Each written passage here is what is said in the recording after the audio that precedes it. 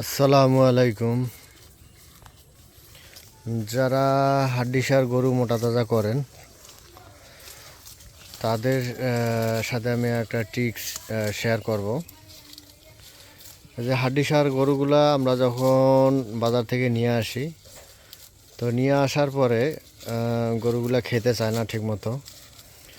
তো অনেক গরু আছে খেতে চায় না, তারপরে আবার একটু যত্ন আত্তি করলে বা চিকিৎসা দিলে ঠিক হয়।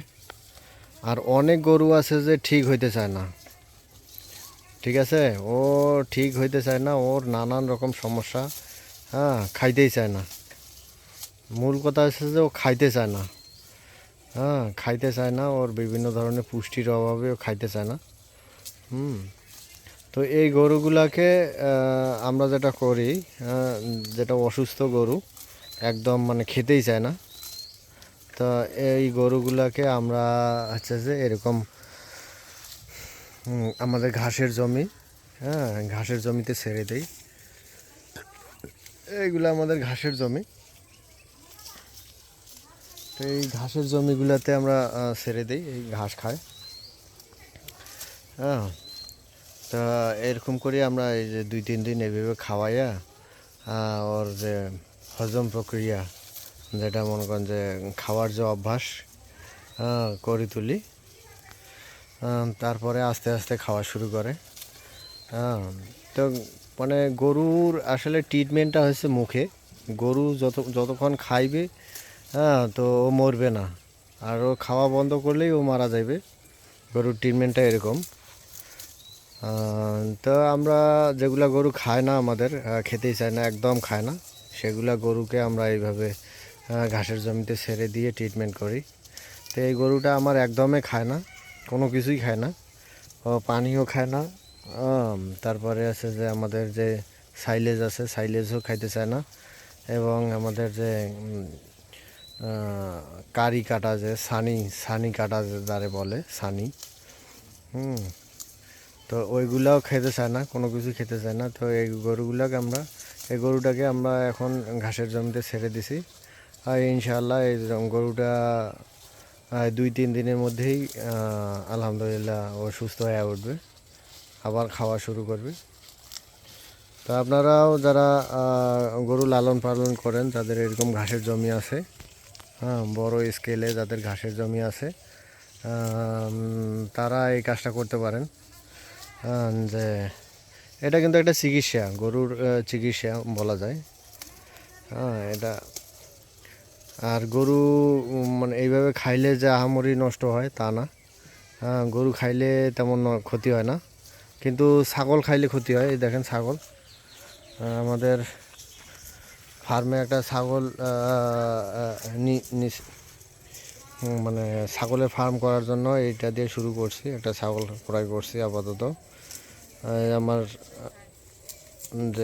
এই যে আমার ছেলে, ছোট ছেলে, ও যে ছাগল খুব পছন্দ করে, খুবই পছন্দ করে, এত পছন্দ করে বলার বাইরে। ওর জন্যই এই ছাগলটা ক্রয় করা। তো আমার বাড়ি হচ্ছে এখান থেকে আরও দূরে, 7 কিলোমিটার দূরে। এটা আমার প্রজেক্ট, হ্যাঁ, গরুর ফার্ম।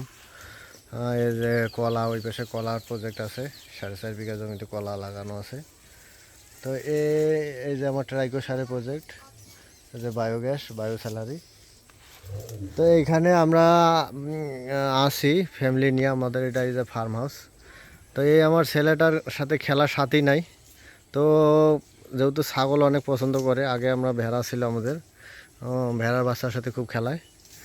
তো ছাগলে অনেক পছন্দ করে ও। এমনও দেখা গেছে যে ছাগল মানে অন্যজনের ছাগল, হ্যাঁ, এক পাথারের মধ্যে বা দোলার মধ্যে দেখা হয়েছে, ওইখানে নিয়ে যায় অন্যের ছাগলে, ওই যে গাছের পাতা ঘাস এগুলো নিয়ে খাওয়াইতেছে।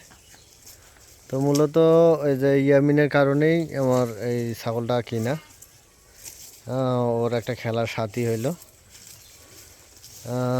আর আছে যে এই ছাগলগুলা আসলে ঘাসের জমিতে ছেড়ে দেওয়া যায় না, কারণ ছাগলের মুখের মধ্যে একটা কার্বলিক অ্যাসিড নামক এক ধরনের পদার্থ থাকে, যেই মানে বিষ, এক ধরনের বিষ থাকে। এই বীজটা যে ঘাসের মধ্যে লাগবে সেই ঘাসটা আর হইতে চাইবে না, এই ঘাসটা বুড়া হয়ে যাবে। হ্যাঁ, মানে যেটাই খায় ছাগল ওইটা ঠিক মতো হইতে চায় না। তো যে বিশেষ করে নেপিয়ার ঘাসে যদি ছাগল মুখ দেয়, সেই ঘাসটা আর হইতে চায় না, সহজে হইতে চায় না। হ্যাঁ, মানে ঘাসের ক্ষতি হয়, প্রচণ্ড রকমের ক্ষতি করে এই ছাগল। তো ঘাসের জমিতে কেউ ছাগল ছাড়ি দিবেন না। যদিও আমরা ওই ছাগলটা নতুন আনছি, খুব মানে অত্যাচার করতেছে, খুব ভেবি করতেছে, এই জন্য ছাড়ি দিছি। এরপরে আর ছাড়ি দেবো না, ও অ্যাডজাস্ট হয়ে গেলে আর ছাড়ি দেবো না।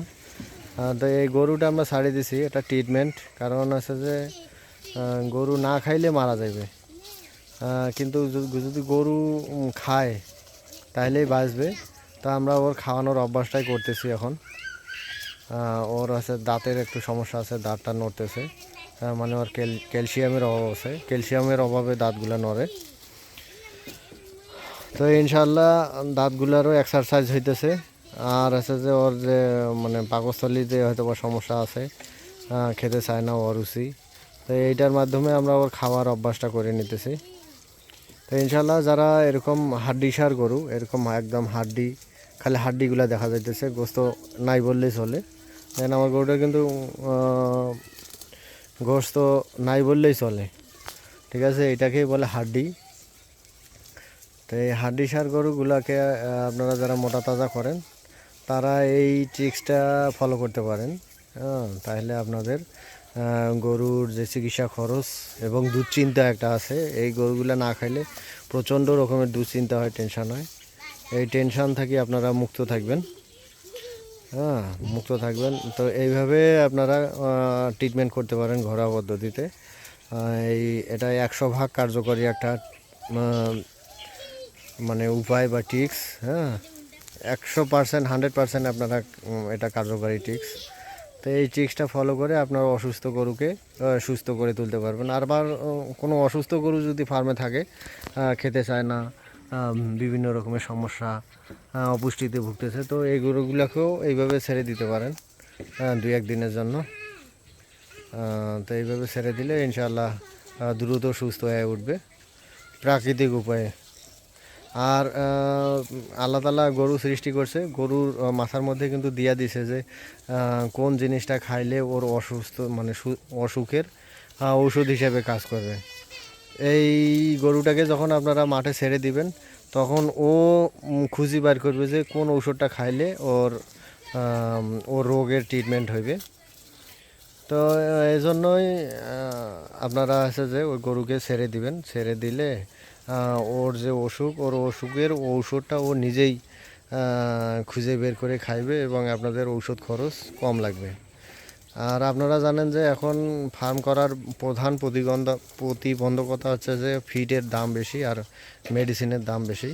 তো এই মেডিসিনটা এই সমস্ত গরুকে মনে করছে সুস্থ করতে অনেক টাকা খরচ হবে। যদি আপনারা এইভাবে করেন তাহলে আপনাদের খরচটা নাই বললেই চলে। হয়তো বা ঘাসের একটু ক্ষতি হইবে, এর বাইরে আর কিছু না। তো ঘাস তো আপনার খাওয়াইতেই হইবে, তো ঘাসটা ও নিজেই খাইলো। তো এইভাবে আপনারা সুস্থ করবেন ইনশাআল্লাহ। আজকে এই পর্যন্তই। ওমা তৌফিক ইল্লা বিল্লাহ। আসসালামু আলাইকুম রহমতুল্লাহি ওয়া বারাকাতুহু।